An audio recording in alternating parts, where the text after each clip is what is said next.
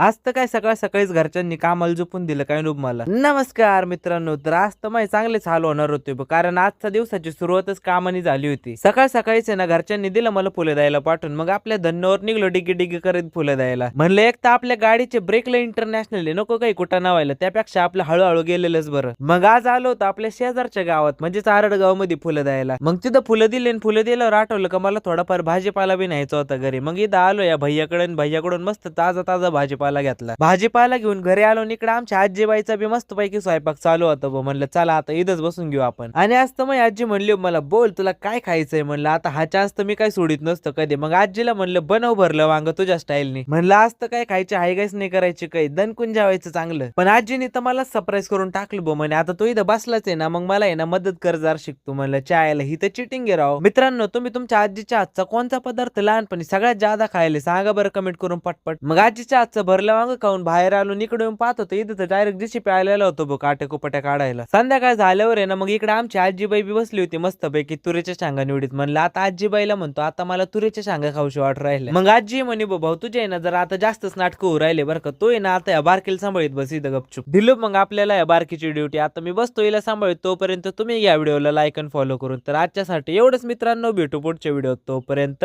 Jai Maharashtra.